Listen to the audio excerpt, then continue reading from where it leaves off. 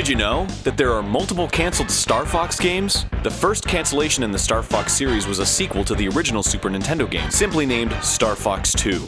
A ROM of Star Fox 2's alpha build was actually leaked online. The beta build of the game was also leaked in 2002, showing the game very close to completion. All of the gameplay elements were in place, and besides a few minor bugs, it seemed ready for distribution. It's said that the game was shelved because Miyamoto wanted a fresh start on 3D Nintendo games using the N64, but there's never been an official statement as to why the game was cancelled. One thing we'd like to point out, because it's a pretty cool and obscure reference, the game's title screen is paying homage to the original Star Fox beta title screen.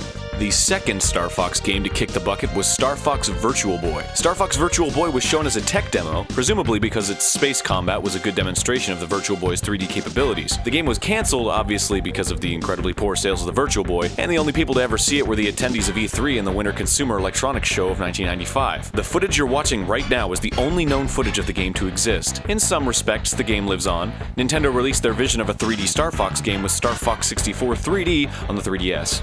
The last Star Fox game to be cancelled was Star Fox Arcade. It was announced alongside Star Fox Assault for the GameCube. We've heard nothing more about the project since its announcement, and it's assumed to be scrapped. This is the only image of the game released by Nintendo. The only image known to man.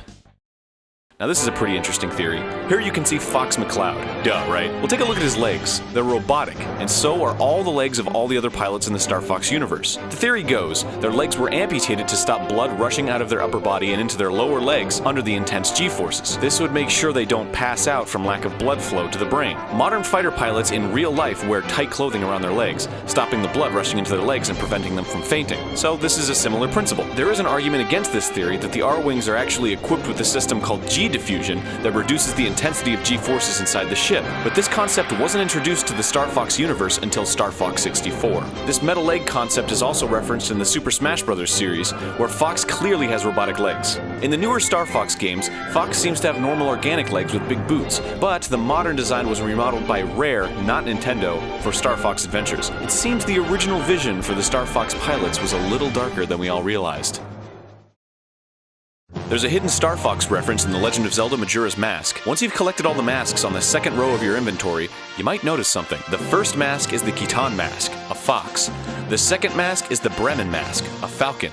The third is the bunny hood, a rabbit or a hare. And the fourth mask is the Donjiro mask, a frog or a toad.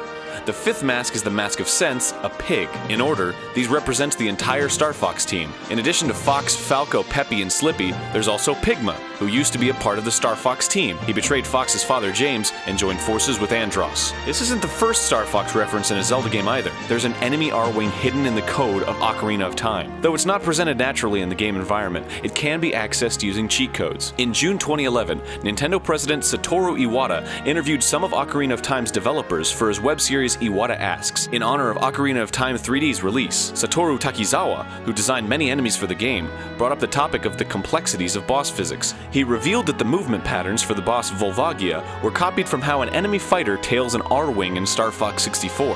The R-Wing was inserted as a placeholder so the development team could mimic the enemy movement accurately, then simply switch out the model for Volvagia. Well, hey, that's all for today, but we'll be back with more Did You Know Gaming soon. So make sure you subscribe, like us on Facebook, follow us on Twitter, and check out more gaming trivia at DidYouKnowGaming.com. And if you want some more in-depth gaming analysis, go watch some Sequelitis. It's a good show. It's a good show.